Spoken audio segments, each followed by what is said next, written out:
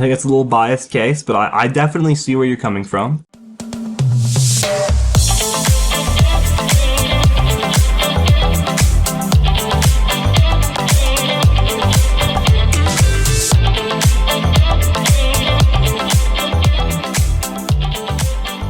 I'm Wade. I'm Meyer. I'm Tyler. And this is the Totally Biased Sports Podcast. Well, a very exciting week of college football. Some of the big games we thought that were going to be big ended up being absolutely unwatchable schlock. But his life. Let's go ahead and get into the best of the rest segment. Tyler, what are you feeling? I'm going to start us off with the UCF Tulane pick. I think this game kind of went under the radar a little bit. I mean, competing for probably the best group of 5 right there. And just with all the games like Texas, TCU, and Oregon, Washington, and all that, I feel like it got a little over-highlighted. I mean, UCF, unfavored, not favored, Tulane favored in this game. And I think, who picked UCF last week? Was it? You too. I picked Tulane. You picked Tulane. And so I felt confident. I liked what Malzahn was doing in there. And they come in, they beat Tulane, and I think that really just cements them as the best group of 5 team, especially. Almost choked it. Almost. As a Tennessee fan, I can deal with almost. Yeah. But yeah, so I think they, especially with the Liberty loss, cement themselves as the best group of 5 team. All right. Speaking of the Liberty loss, my best of the rest pick is UConn versus Liberty. Liberty, as you talked about, they're probably feeling pretty disrespected. I mean, 2 big wins in a row and still not ranked in the college football playoff. I think UConn kind of showed us why. Still think Liberty should have been ranked, but now they shouldn't be. So UConn stuns Liberty, storm the field. They're going bowling this year for the first time in a while. Usually one of the worst FBS teams. Now they got 6 games with 2 games left in the season. So overall, it was a good game from start to finish. I mean, Liberty was down early. UConn was up like 21-10, I think, before halftime. But Liberty came back. UConn held on, though. It's better than the Dignam TCU Texas game, that's for sure. Best of the rest for me, I'm picking Arizona UCLA. This wouldn't be in the best of the rest segment if it was at a normal hour of the day. This game kicked off for us at 10:30. You don't love the Pac-12 games? Yeah, I think my favorite part about the Pac-12 games is that they can never start for people that are like not nocturnal. So they have to have night games on the West Coast, so we get like the games that finish at 2:00 on the Sunday on the East Coast here. True. But Arizona kind of looked a lot better than UCLA in this game, which is weird to say. But they just flat out did. UCLA really didn't play a very good game. UCLA's defense kind of looked downright terrible at some points in this game. But Arizona capitalized and they got some opportunities. Just a really big win, I think, for that program too, because Arizona's not a school that's been doing very hot in football recently, and so this was a very big win for that program. The whole state of Arizona and Arizona State lost Jaden Daniels. I mean, I saw a video. It's an old video, but I just saw it for the first time today of like the ASU players like cleaning out Jaden Daniels' locker after they realized he transferred, and they're just like roasting him, like, "Oh, clean that kid's locker out. He's trash anyway. He ain't gonna do nothing." Which is especially funny considering where Jaden Daniels is right now. Hindsight is 2020. Something tells me he's doing all right. A little bit all right, decent. All right, so we're gonna move on to the surprisingly bad segment. Who wants to start us off here? I'm interested. You know what? I'll start us off. Oh, okay. All right, Tyler, you picked Syracuse to win last week. No, I did. Yeah, they scored 3 points against FSU. Happens. And FSU, obviously, they do have a win over our SEC West champion, LSU. But I mean, 38-3 is kind of unacceptable, especially for a Syracuse team that got up to 14th in the poll. They were undefeated, and then they lost 4 in a row. So I'll give them the nod there. I can go next for mine. Surprisingly bad, and it's an obvious pick, and it's definitely going to be the Texas Longhorns. I mean, That was horrible. And I thought UT was going to come in and help out UT again. But guess what? It didn't happen because they laid an egg. It was horrible. I mean, I think Quinn Ewers starts out, his first completed pass is to TCU. Like, he was 0 for 8 with a pick. Like, that's horrible. And then, like, Sark finally lets him throw, like, a wide receiver screen.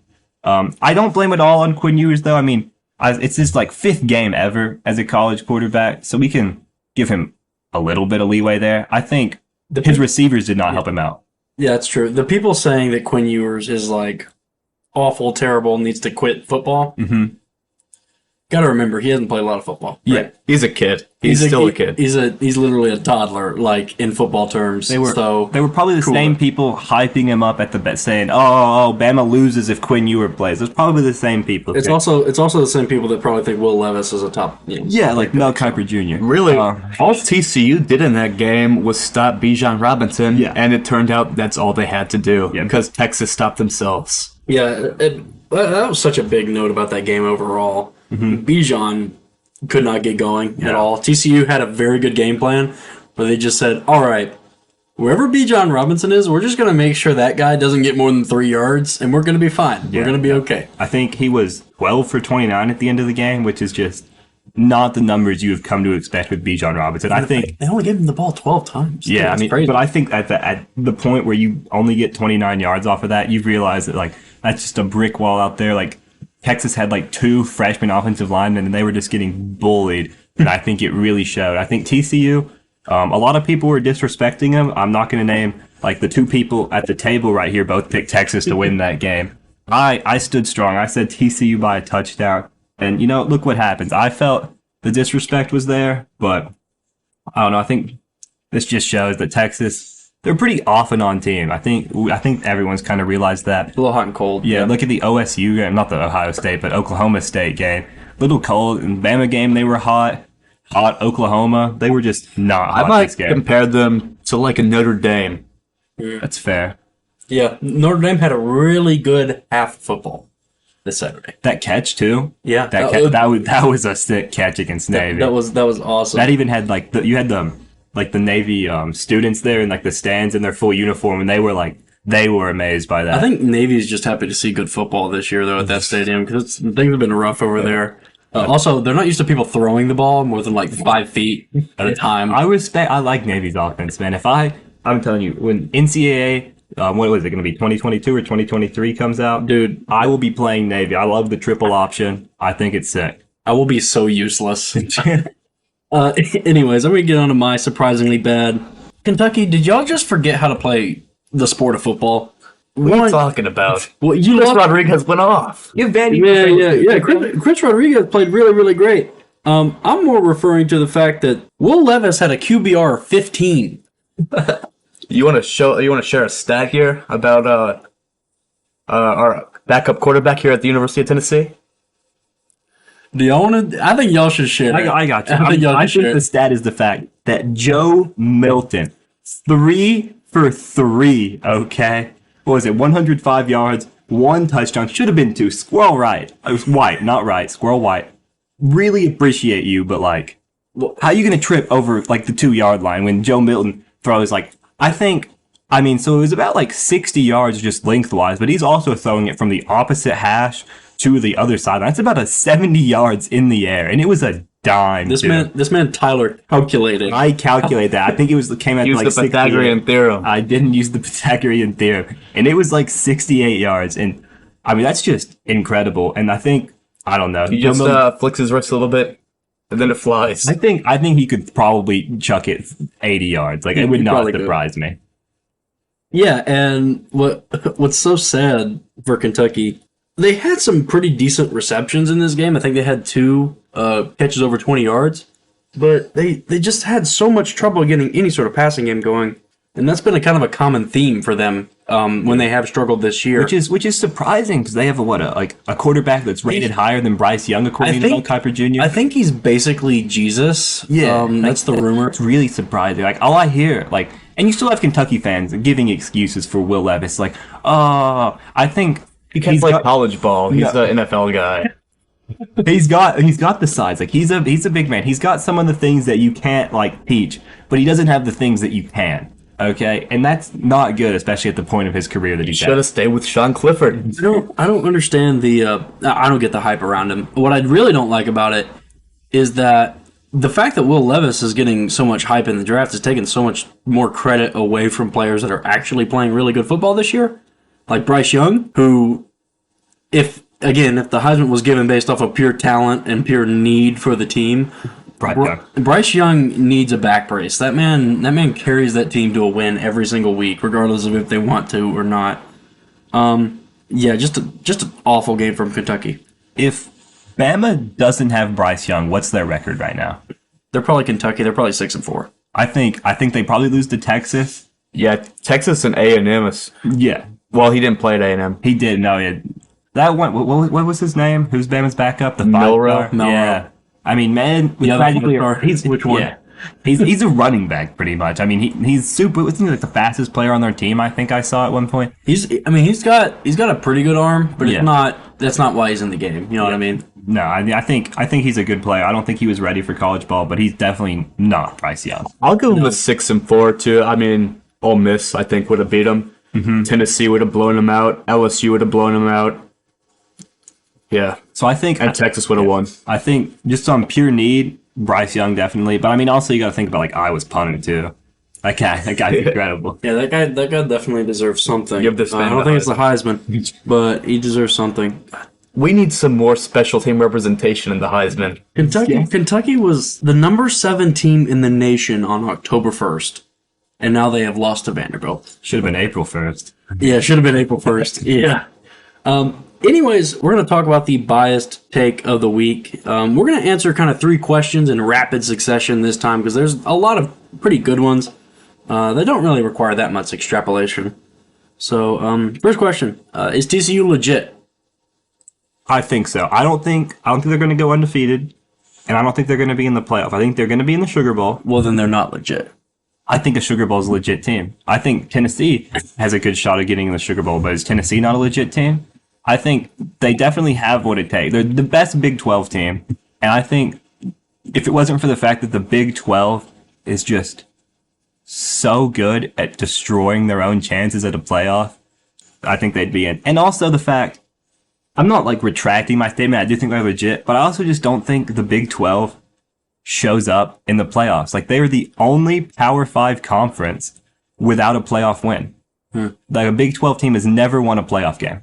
Yeah. And the best year they had to do it was that Oklahoma team. Yeah. Would they go like second overtime with Georgia, I think? I think it was something like that. That was a really good team. Was that Jalen Hurts, Oklahoma? Or was Reggie that Grimes? Reggie Grimes. We went to high school with a player who's on Oklahoma right now. Reggie Grimes is his name. He's an edge rusher. But anyhow, that's just our fun. We gotta flex a little bit here. Like some bias, 6-year-old man, non-Julia bias. I went to school with that little boy right there. He's a pretty good little football player. Yeah, I mean, I think TCU is legit. They've conquered every test that's come their way. They beat Kansas State. They beat Oklahoma. Not all of them were pretty. They were come from behind wins, but they handled it. I think they're legit. I personally don't think TCU is legit, and I'll tell you why. The primary reason is because I think that TCU is going to get absolutely boat raced by whoever they play in the college football playoff. I don't think it matters. And as good as TCU is, in some ways, they also have really not impressed in any of their wins the way I think I'd want a legit team to impress, right? Texas beat themselves. I mean, as much as you hate to say it, if Texas has a halfway competent offense, Texas' defense played really good. Yeah, I mean, 17 points that's not a lot of points. And just a reminder, West Virginia put up 31 on TCU. I don't know, man. And I mean, they haven't had that win this year, unless you include their 59-17 win over Charlton, which sounds like a made-up school. It's like a John Green book name in school. But yeah, I don't trust TCU. It'll be an interesting matchup there in Waco because I just feel like Baylor take a lead on that one, maybe kind of beat TCU in there. So I've got 2 points right first of all to say. I think, like you said, they would get steamrolled in the playoffs. I think there are very few, if any, teams that won't get steamrolled by Georgia. Oh, I don't even mean just Georgia though. No, I think it would be a decent game with OSU. I don't think OSU's defense is that great. And Michigan, I don't know. They stopped the run very well against Texas, against Bijan Robinson. And so I think they might be able to shut down Corum a little bit. And so I think that's easy. And also, I want to make the point that TCU's possessions, especially in that first half, what was it, 3-0 at the end of the half, right? Yeah. Texas was getting the ball 10-yard line, 5-yard line. They were getting backed up. They weren't getting any like first downs or anything. And so they were having to punt. And TCU had like 3 possessions starting at like the 40, 50, maybe even Texas's own 40, that they were just not converting into points. And Texas defense need to be praised for that because they were getting like sacking them. Duggan was just getting sacked all night. Duggan did not look good. No, he did not look good at all. He made some pretty decent throws in this one. But the people that were trying to get him in the Heisman conversation, in the mix for the Heisman. In the mix. Yeah. Anyways, I'm not going to get on this rant again, but yeah, Max Duggan played himself out of that kind of Heisman conversation, I think. Not really by virtue of him playing terrible, but by virtue of Texas's defense playing really, really well. They had that one mistake though when they just lost Johnson and he scored. That was really bad. That's a game defining play right there. Yeah, and they didn't even hide him behind the offensive line in any clever way either. It was what was it? 3rd and 10. Duggan's like 3 people in his face and just heaves up a prayer, and Texas defense just forget about the best receiver on the field. You saw Duggan with that fumble, though, leading to Texas scoop and score. That was bad. He made it a game for Texas. Yeah. All right, so if you did not catch the preview show, I'd recommend you go listen to it. It was a great little time. We talked about some of the kind of games we were looking forward to this past week. But if you did watch that preview show, we had ourselves a victor of the picks of the week, and that victor was... That was me, 6-4. Yeah. And I think one of the games that set me apart here, it was Penn State versus Maryland. I said Penn State, Maryland. I thought Penn State will win by 3 or 4 touchdowns. Oh, yes, and this was against the spread. I was 6-4 against the spread. It is not outright, not money line. It is not outright. I do want to clarify that. It is all against the spread. Me and Tyler went 5 for 5, both.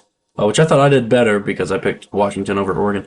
But I'll give you the tiebreaker there. Tyler, you were third. I picked TCU. I was the only one that picked TCU by 7. Okay. I called the score as well, too. He did. He did call the score. I did not call the score. 17-10? I said it. Win by 7. Okay. If you said 17-10, then we give you a 1. But not that good. Yeah, so I said Penn State by 3 or 4 scores. It was 30-0.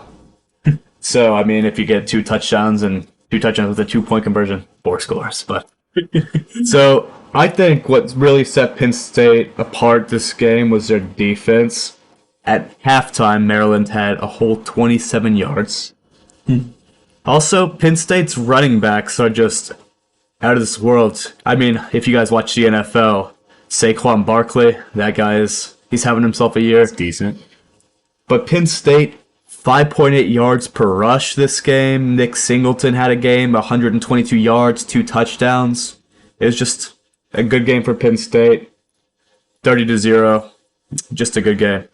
Yeah, that was the victory lap segment. I just want to go ahead and clarify that. That was a very interesting game. I really thought it was going to be a lot closer than it was.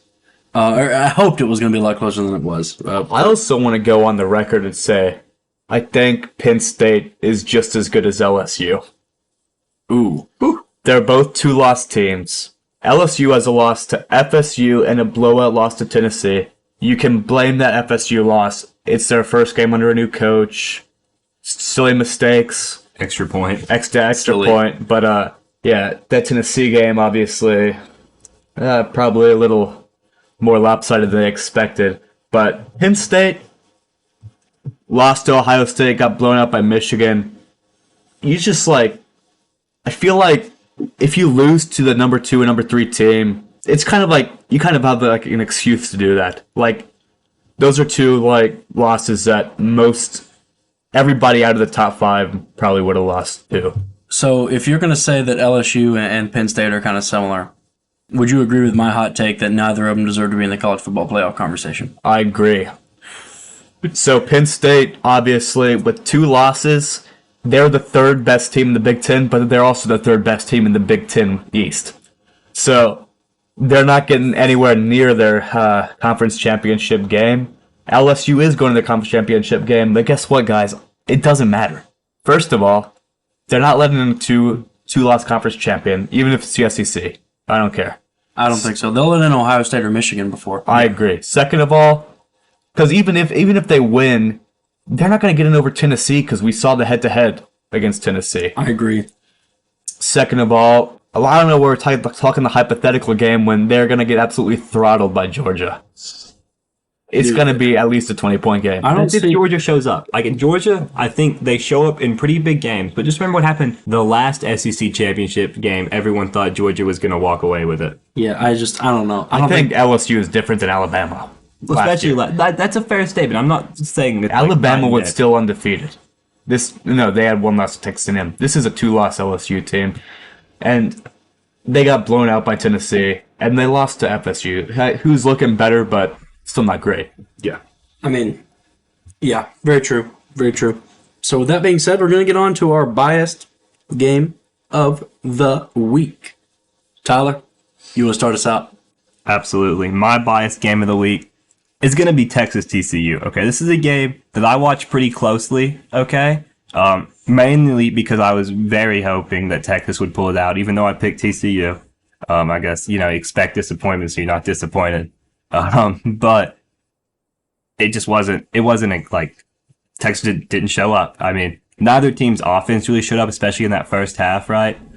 Texas defense looked very good. I mean, Max Duggan, like, what was he supposed to do? Like, he was getting sacked in 3 seconds, no time. They would have a drive probably starting at Texas's 35 or something, and then they'd be punting from their own side of the field because Max Duggan would get sacked twice, right? So Texas defense really showed up, and I think the scores it wasn't as close as the score made it out to be, but I think TCU's leading on that way too heavily. It was a game with 3 minutes left because of their own mistake. Yeah. Okay, you can't allow, what was it, like a 60-yard scoop and score?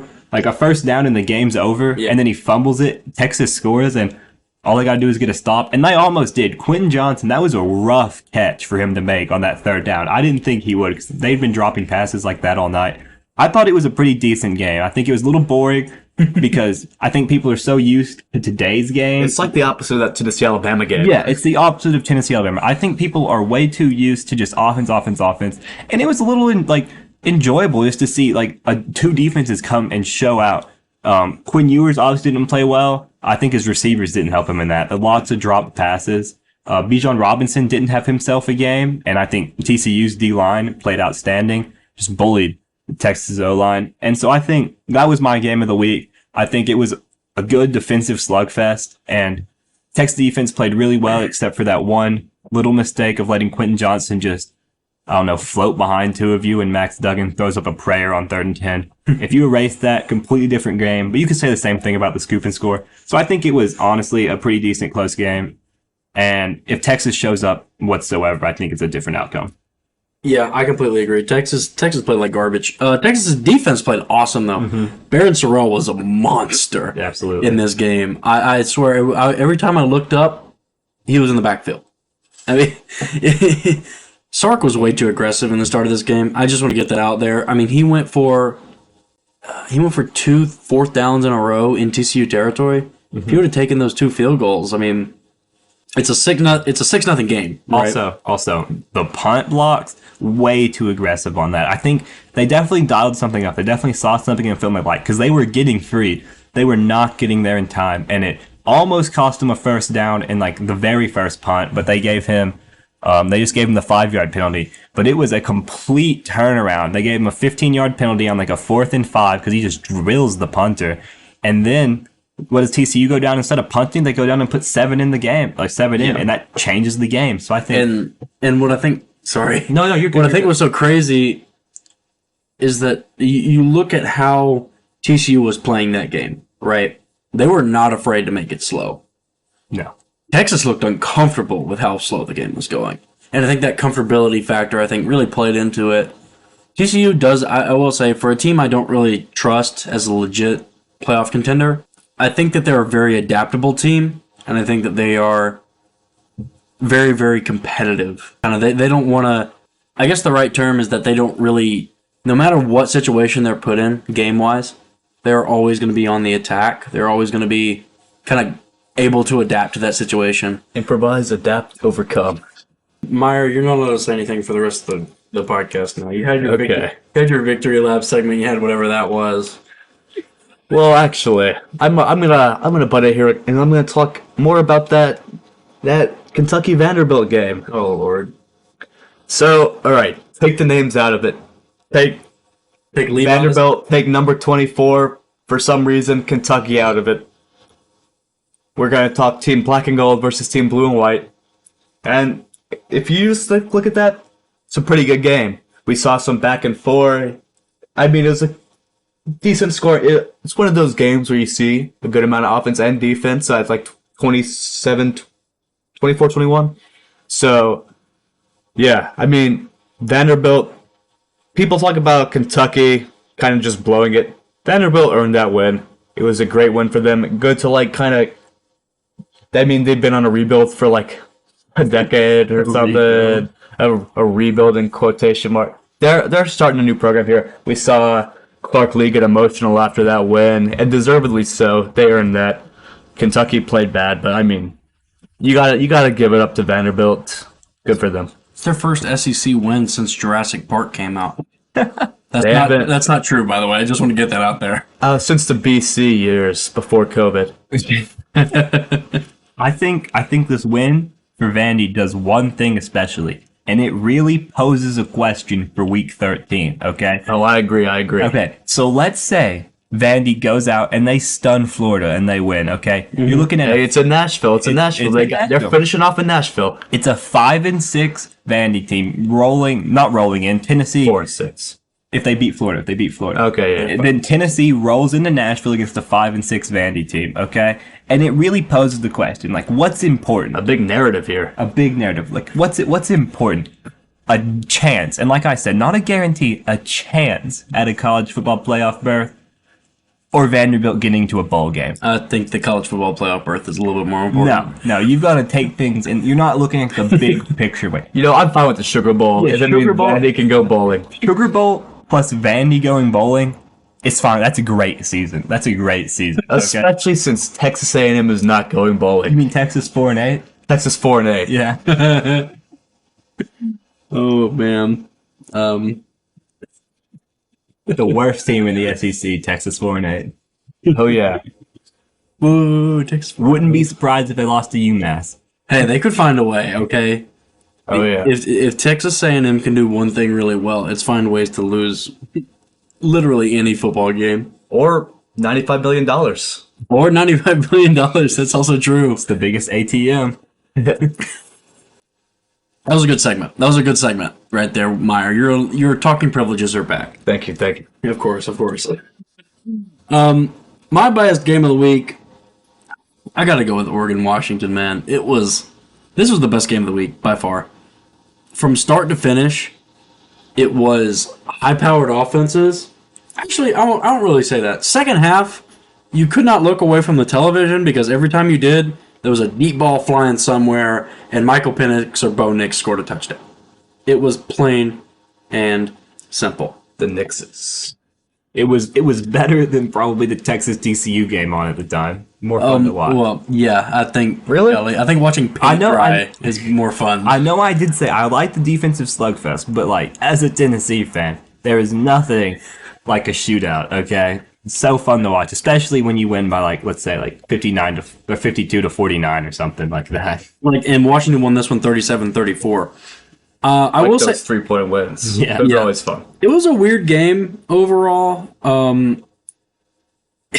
Washington looked. They got off to a hot start here. They started off 7-0 against Oregon, and then Oregon was only able to return with a field goal.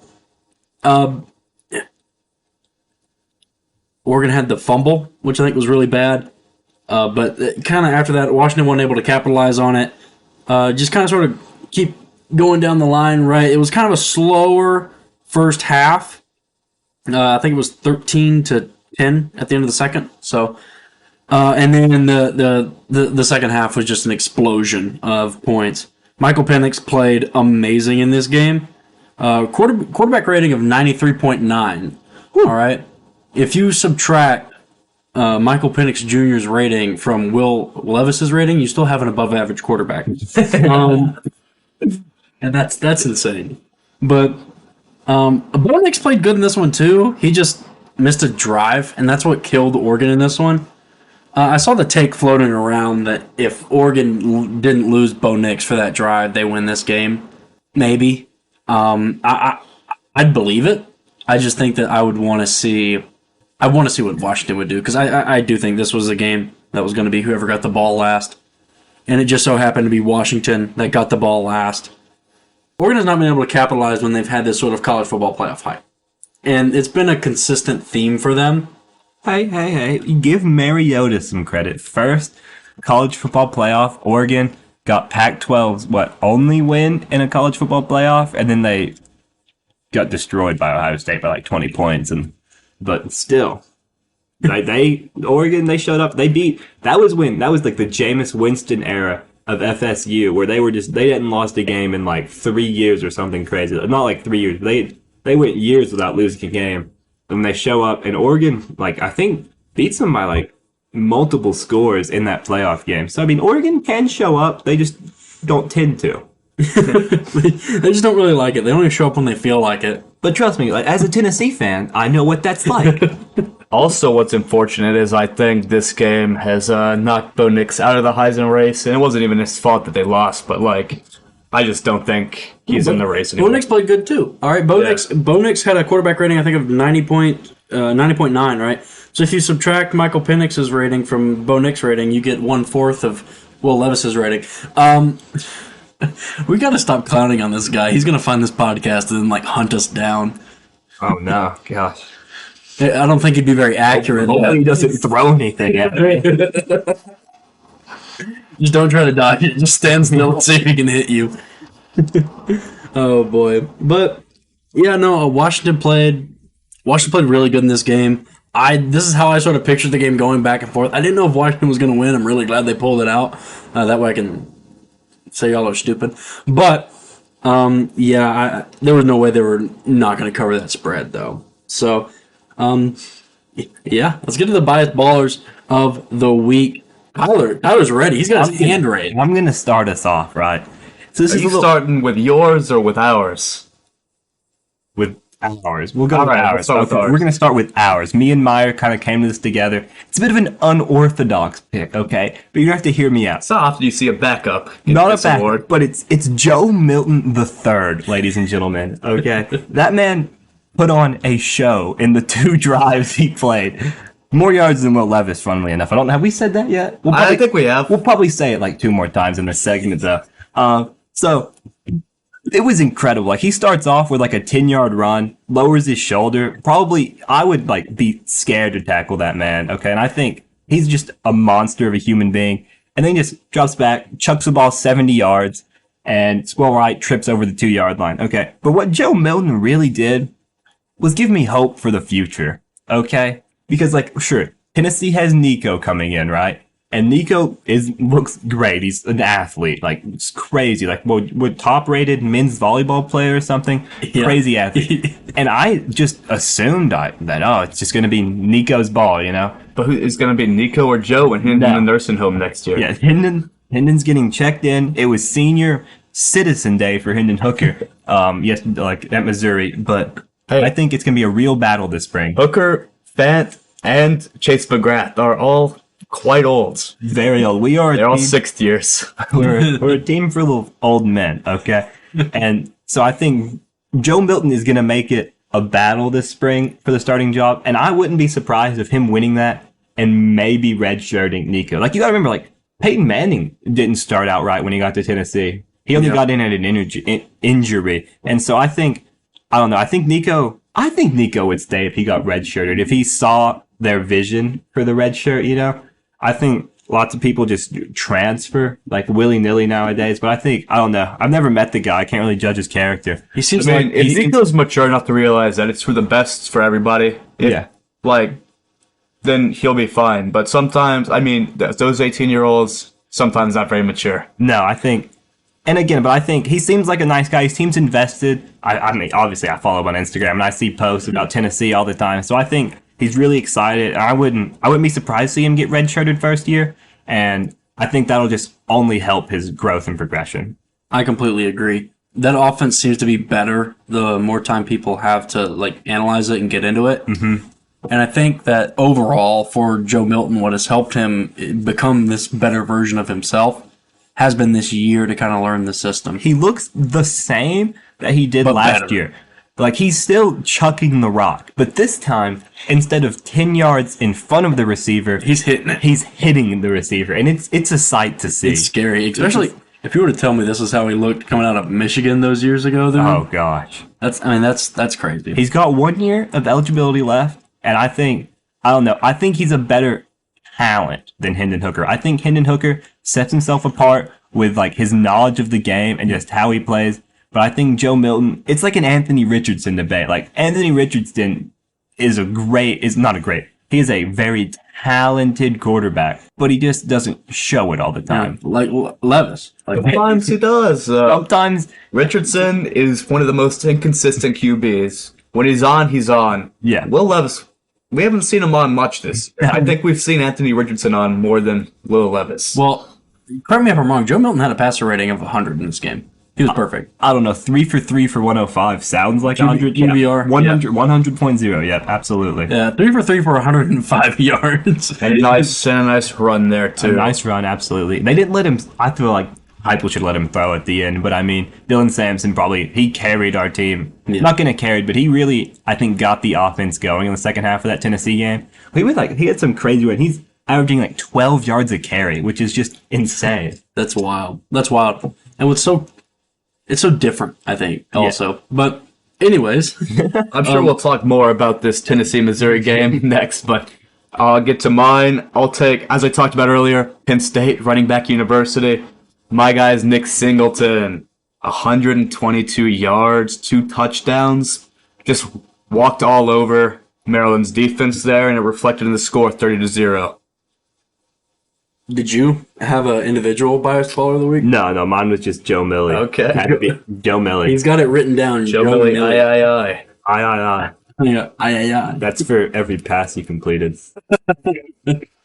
Almost for every touchdown pass he completed, too. I'm going with 2 guys for my bias ballers of the week. It was a great week for defense across the nation. Cameron Kitchens, I think is how you say his last name, for Miami. He had 3 picks and a 99-yard pick six. He was cooking. All right. I mean, he Pun intended? Punt. Yeah, for sure. Pun definitely intended. No, he played awesome. If I'm even pronouncing his name right, which I'm sure I'm not. The next one is going to be Harold Perkins Jr. What a day for an LSU. I mean, he basically played every single position for this LSU defense against Arkansas and won them this game. And I will say that's one thing LSU has that Tennessee really doesn't. Actually, I wouldn't even say that. Tennessee's got a pretty good pass rush. But LSU has some guys that are just straight up dudes on the defensive side of the ball that Tennessee doesn't have. Mm-hmm. And so I think an interesting matchup to watch in the SEC championship game is probably those kind of individual superstars on the defensive side of the ball versus this Georgia offense. And I don't want to again take away, just talk about Tennessee's defense, but I think Tennessee scores so fast. It doesn't even. Yeah. No, their defense is on the field so much that you're gonna have to give up big yard gains. And sure, have they not showed up the Bama game? I think the Bama game, they had 2 stops and 2 field goals in the first half, and our offense really just had 3 drives in the middle of the game where we didn't score. Which if you're asking a Texas fan, that's it's regular, you know. But for Tennessee, that's not par for the course. You want to be, I don't know. I expect Tennessee to score every time they have the ball. Yeah, I mean, Missouri, time of possession. Can we guess the time of possession for the Missouri-Tennessee game? I don't think Tennessee has ever won a time of possession game since Josh Heupel's been here. I won against Pitt, I'm pretty sure. Really? 34-26, Missouri. That's closer than I expected. But we'll talk about that game later. We'll go back on to your other pick. Yeah, Harold Perkins. I mean, there's not really much else to say, honestly. LSU played kind of bad in this game, honestly. Arkansas's defense was balling out, and if KJ Jefferson played, LSU would have lost this game, in my opinion. Another former top 10 team. Yeah, Arkansas. That beer tractor trailer is really ruining that guy's entire coaching career. He's going to have to sell that thing, or else he's never going to win another game, ever. Next thing you know, he's going to be losing to UMass. And well, actually, that might be good for him, though, because he might sign, like an $89 bajillion contract. So At Auburn. at Auburn, yeah. But, yeah. Anyways, so those are my biased ballers picks for the week. Are we ready? Are we moving on? Yeah. I think I'm ready. Playoff picks I time, woke up boys. Bill, the cheesiest coach. That's not as bad as State Farm commercial. We're not sponsored. Okay? We're not sponsored, but if State Farm tried to sponsor us, I'd say get better commercials. It happened again. It's just not good commercials. They're terrible. Burger King, AT&T, those are at least somewhat enjoyable to watch. We're not able to get any sponsors for this entire show for the rest of our time. All right. Yeah, you gotta be nice. Come on, we gotta get sponsored by Dr. Squatch. Oh, God. I feel like that fits our vibe. A big manly man with some Early. bar of soap. Let's get back to the playoff picture. Oh, Lord. All right, so I think I'm going to start us off with this week. I don't think, obviously, my playoff from last week is going to change. Oregon dropped off. I still think Georgia, Michigan at 1 and 2. I think the winner of the Big Ten game in Week 13 is going to be the number 2 spot. And I think Michigan's going to come out on top. And then it gets interesting because you got TCU. Do I think they're going to go undefeated? No. You think they'll lose in the Big 12 championship game? Losing in the Big 12 championship game. If they lose in the Big 12 championship, are they still in? No way. No. But I mean, again, they 5 ranked wins. Their resume isn't bad. I mean, the 5 ranked wins probably aren't against like top 10 teams, but still, I don't think they went out. And I don't want to be a hater because like I said, I was hyping up TCU. I said they felt the disrespect last week. I picked them to beat Texas, but I just don't see it. When was the last time a Big 12 team went undefeated? Because like Oklahoma would always lose like one game, right? They lost that game to Tulsa that one year, which was really weird. Yeah. So they just ruin their own chances all the time, right? I really do. And so I don't think they're going to be there. I think they'll be in the Sugar Bowl. And I think they'll probably play LSU or Tennessee. So for my number 3 pick, I'm going to go with Tennessee. And then number 4 is interesting, okay? Because I think it's either going to be, if USC wins out, I think they jump Ohio State. But if they don't win out, if the Pac-12 doesn't have anyone, I think we could see 2 SEC, 2 Big Ten. And I think they would want to mix it up. And so we don't see like Big Ten versus The entire West Coast would hate that, but it would be what needs to the happen. entire West Coast can get over it. Yeah. So I think Play better football. I agree. I'm gonna put Ohio State at number 4. I'm gonna put the 2 SEC, 2 Big Ten. I think those are the 4 best teams in the country. It'll be a long shot if that happens. I could see some other teams jumping, maybe like a Clemson 1-loss ACC as much as I don't think Clemson's getting in personally. I don't either, but I'm just saying that I think If all hell breaks loose, who knows? Yeah, you never know. But we still have 2 weeks I to just play. don't see We it still right have now. 2 weeks, 3 weeks if you count conference. You know what? If we get an ACC, I'll take UNC over Clemson. Yeah, and we talked about how many teams need to lose before UNC gets in. Yeah. So Hey, but according to ESPN, Bama still has a 15% chance to make it. that's so stupid. 3 times as much as LSU. Yeah, which makes complete sense. Well, honestly, I don't think LSU deserves to be in the conversation. I don't think Bama I does think they're either. more deserving than Alabama. Yeah. I don't think. Yeah, they're but that's because they have a win over them. Like that's obvious. That's true. Anyways, I guess I'll get into my playoff picks. I think I got a bit of a weird one. I'll be honest. I don't think a lot of people are gonna agree with this one. I got Georgia at 1. I think Georgia's very obviously 1. I got It's Michigan. unanimous. I got Michigan beating Ohio State. I like the run game there. Ohio State's offense is explosive, but it's also really streaky. I don't think you can forget about the Northwestern game and what happened there. To be fair, they played very well in the snow against IU. Yes, that is true. That is true. But there also wasn't 79-mile-per-hour winds That's true. and a literal hurricane moving through. But yeah, I think Michigan kind of has the advantage in that one. They play a lot more physical than Ohio State, and I don't know. I think Ohio State's got the people on defense to stop it, but I don't know if it'll. I think it's a close game. But anyways, we'll get to that once the preview show comes around for that game. But Next up, I got TCU. I think they are going to win out. I think it's close, but I think they'll find a way to kind of pull it out. So I have them at 3. And I hate this, but I think it will probably end up happening. I think Ohio State might end up at 4. And here's why. I think the College Football Playoff Committee doesn't want to see a Georgia-Tennessee rematch, even if Tennessee is the more deserving team at that 4 spot. And so what I think will happen is going to be it's going to be absurd, but Ohio State will finish ahead of Tennessee because of, well, C.J. Stroud has thrown for more yards than Hooker, or this is, or such and such. Jackson Smith and Jigba is a better wide receiver than Jalen Hyatt, or Marvin Harrison Jr. is just a monster, and it's like, well, I don't think it's right, but I think it's what will happen, and so. I don't know if you guys saw that graphic of or that picture. It was Marvin Harrison. He had a reception and his foot was inbounds, but his entire body was like Out of bounds, yeah. Yeah. It does not make any sense. That guy is an animal against Indiana. Indiana, well, that's some good competition. I think he's better than Hyatt, though. I'm not going to sit here and say Jalen Hyatt's overrated. I think he's a good slot receiver, but he is not some big possession go up and make crazy catches wide receiver. His Yeah, hands, that's not his role. I mean, no, I know it's not his role, but he had 2 straight drops, wide open passes on Missouri. and then Yeah. he made up for it though. I will say, he did. I did that. But I think that touchdown's also a big part of Brew McCoy, who had a great game. I mean, that crazy block, he blocked that guy for 10 seconds on the edge, and that Hyatt just strolled into the end zone. Such a cool play design. Yeah. Such a cool play design. Yeah, I guess we got to get to your playoff picks now, Meyer. All right. Well, similar to you two, I have UGA at number 1. Number 2, Ohio State. I just think since it's in Columbus, they win out. I mean, I think it could go either way. You don't think Iowa gets the upset in the Big Ten championship game? Maybe, or Purdue even. Dude, if they put their punter at quarterback, dude, Never know. you never know. Maybe we'll see Ohio State and Michigan lose, and then they're both down. That'd be But funny. that's not gonna happen, unfortunately. But I got UGA, Ohio State, TCU at 3. Based off Texas, I think Texas was their biggest challenge. I don't think they'll lose the rest of the way here. I don't think anybody is enough of a challenge for them. 4, I have Tennessee, just because I feel like the Pac-12, I don't think they get anybody, and I just don't think.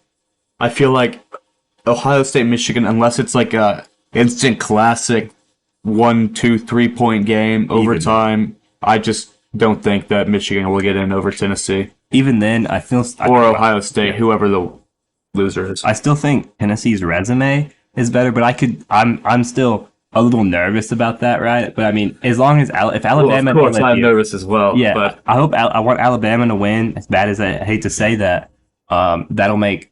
I want 2 top 10 wins on the resume, and blowing out the SEC West champion, not a bad look at all.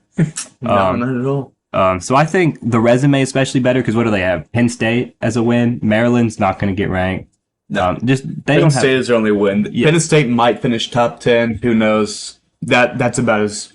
That's same for both of them. Ohio State's got Notre Dame week 1, but I mean That was not. they were that was a top 5. It won't be a top 5. That's what I'm afraid too, is that they're going to look at Ohio State's schedule and they're going to be like, well, Ohio State didn't play scrubs, but I feel like if Michigan beats Ohio State, there's a lot better chance of Michigan of Ohio State, going in above Tennessee than there is Michigan going above Tennessee, just because Michigan played Their out of conference schedule. They have 3 bottom 15 teams. They played 3 napkins and a paperclip for their freaking out of conference teams. I mean, it was terrible. But yeah. Penny chip and used napkin. Are we getting on to the Heisman picks? Is that's really it, man? Dang. We still got to talk about the Tennessee Missouri game, eh?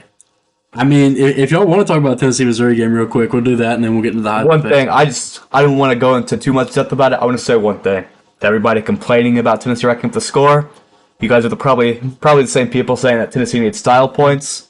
Also, it was senior night. Let him have fun, you know. And Joe Milton, he's our backup. Just let him throw some bombs. Squirrel White's a backup. Joe Milton's also a senior, by the way, so it's not like guaranteed he'll come back. He's got another year eligibility. Yeah. But I mean, Princeton Fant, 2 touchdowns. Yeah. I mean, seniors just having fun. All right, let him be. They complained about the throw at the end, right?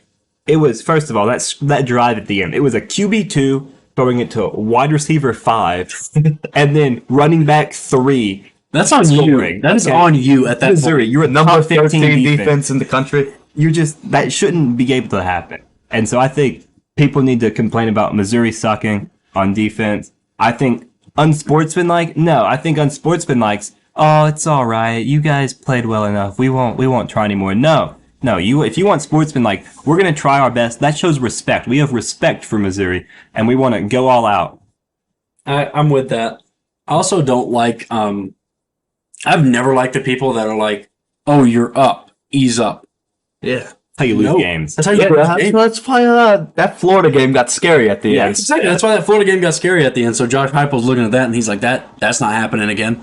And I mean, obviously it was more out of reach than the Florida game was, but at the same time, I don't like it because at the end of the day, the reason you're there at the stadium is to play football, and if you're complaining about kids playing football when that's why they're there, I don't think if you don't want them to score on you, then don't let them score on you. Football's not a very complicated game. I personally just don't get it at all. Yeah, it's kind of like this post I saw today, and it was all the bowl eligible teams so far. Somebody in the comments said App State robs, and it's like, well, I mean, no, win games. But like, guys, it's not hard. If you want to be a good football team, you win football games. I know it's a hot take out there, but yeah. So to get more into the game, I'll actually get into the game a little bit. I was there. First half, I don't think I wasn't in it. The crowd wasn't in it. It was miserable. It was cold. The first cold day of the year. Yeah. Well, first cold day of the third winter in Tennessee. Yeah. So it wasn't great the first half. We had a few 2 4th downs we didn't convert or something. We didn't look great on offense, I won't say. I think Brew played really good. Defense. Yeah, defense didn't play good. I didn't know. It was looking like it was going to be a shootout in that first half. Yeah, Missouri has white Lamar Jackson under center right there. I think Brew McCoy, this is his best game since Florida. White Lamar Jackson since LSU.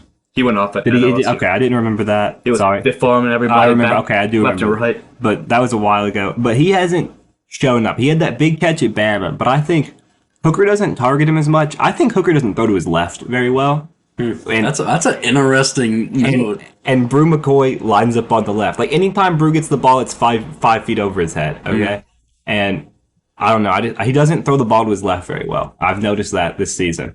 Great cross body. Yeah, that's very interesting. All right, do y'all want to get into these Heisman picks? Okay, I can go first on that. So I think I said Corum was number 1 last week. And I'm gonna stick with that. I think you can ignore the game. I think people are putting Stroud back up there, right? And I think they're still leaving Hooker down a little bit. And I think that's one of the same. If you're gonna say Hooker played bad against the best defense in the nation, then you gotta realize that no matter the weather, Stroud played bad against probably one of the worst defenses in the nation. So I'm still putting Corum up there. I think he's gonna play great. And I think that OSU game is be defining. If they don't win the OSU game, I think Stroud gets rocketed up there. I think it depends on how he plays. Yeah, I think it depends on how he plays in that. If Stroud has a bad game and Corum has a bad game, I think Hooker might take it, right? But right now, I'm gonna go Corum, Stroud, Hooker, and I don't think number 4 even matters right here. But you got to invite someone else. You got to have Caleb Williams. Caleb Williams, yeah, I can say Caleb Williams. Drake May, Michael Penix, they're all playing good, not great. I mean, I'm gonna put Bo Nix in there, but again with a loss. I'm gonna put Bryce Young at 4. I think he deserves it. So that'll be my 4. It'll go Corum.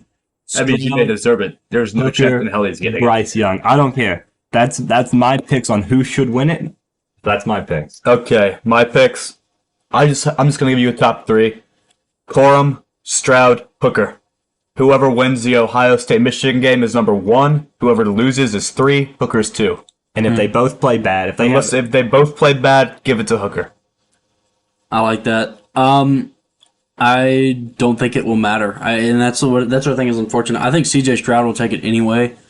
And here's why. I think that when you look at kind of how this Ohio State offense is functioning right now, they don't have like any running backs. They are down to like their fourth string running back right now. And so I feel like the narrative is going to be like, oh my gosh, CJ Stroud is leading this team of nobodies. No, not nobodies, but like they don't have a run game basically because they don't have those fresh running backs, right? And then Marvin, though. Yeah. I mean, if you got that man, they have probably, as much as it hurts me to say this, they probably have the best wide receiver core in the nation. I think it's between them and Tennessee with a healthy Cedric Tillman. Yeah. So Cedric Tillman did not play in the Missouri game. I think we need to note that as well. It was so sad. He ran out for senior night in full uniform, and then you look on the sideline and he's in street clothes. Yeah, which sucks for him. I think they said it wasn't the ankle though, right? I think I heard that it wasn't the ankle. It was the ankle. It was the ankle? Oh, I heard it was. That's what they were saying over here at the broadcast. I got sick. I had tickets. I was gonna go, man. Anyways, my picks. CJ's first. I think Hooker is second. I think it will depend because Tennessee does have a chance to really rack up his throwing yards against South Carolina and Vanderbilt these next 2 weeks. If they can do that, and Hooker has like a 7 touchdown pass game against one of these teams, I think he could. I mean, that's very much in the possibility. Yeah, I mean, Heupel doesn't like to take his foot off the gas anymore. We see at Vanderbilt. I mean, who knows? I think what hurts Hendon Hooker right now is, I'd say him, Corum, Stroud, like we've all kind of agreed, are pretty neck and neck a little bit right now, right? And Corum's my 3. Yeah. So. And what Hendon Hooker does not have that they both have is a career-defining game coming up. I think Hooker had a defining game with a win over LSU. No, I'm just saying, the win over Bama. But they're neck and neck right now, right? Mm-hmm. I didn't say that he didn't already have one. I'm saying that he doesn't have one in the next 3 games. And I think that the fact that he doesn't have a game to say, he had a chance at Georgia. If he plays amazing the Georgia game, we lose in overtime or something, I think he's the runaway favorite right now. But I think that Georgia game is going to hold him back. And I think if Corum comes out and carries Michigan to a win, that looks great. I think if Stroud comes out, lights up Michigan's defense, that looks great. I just don't think, Hooker, he played Vandy and he got 400 yards. Where are you guys putting my man Stetson Bennett? Stetson Bennett I'm putting him in the playoffs and probably the national championship. No Heisman love? No. All right. That's a system QB, but hey, I'd rather be a system QB with a ring. I got one thing to say. All right? 15 seconds. That's how long it took Hendon Hooker to take Tennessee from the 32-yard line to the 23-yard line of Alabama. I rest my case. I think it's a little biased case, but I definitely see where you're coming from. But it is the totally biased 15 seconds. 15 seconds with 2 timeouts and college football rules that off of a first down the clock stops. It was 3 plays. 3. That's Tennessee football. And 3 plays. 2 dimes. The Brew class I'm not saying it wasn't a bad play, right? It was a great drive. But the fact that the Georgia game set him back so much, and that he's now even with Stroud and Corum without another chance to prove himself unless it's in the national championship game, which, correct me if I'm wrong, the playoffs are after Heisman, right? That's Heisman December. Yeah, so I just don't think without a chance to prove himself that he can do anything. I think what's so unfortunate, I think CJ will win it. But I think what's so unfortunate is I think if Alabama Tennessee happens week 12 instead of week 7, Hendon's the runaway favorite. And that's very unfortunate. I can see that, yeah. Definitely. All right, that's going to end the show. Just a reminder that it takes Hendon Hooker 15 seconds to score, and don't ever doubt him. This podcast has been dedicated to Devin Chandler, Deshaun Perry, and Lavelle Davis Jr., who all tragically lost their lives on Virginia's campus the other day. Please take a moment of silence to remember these football players and everything they stood for, and stand in solidarity with the families of the fallen.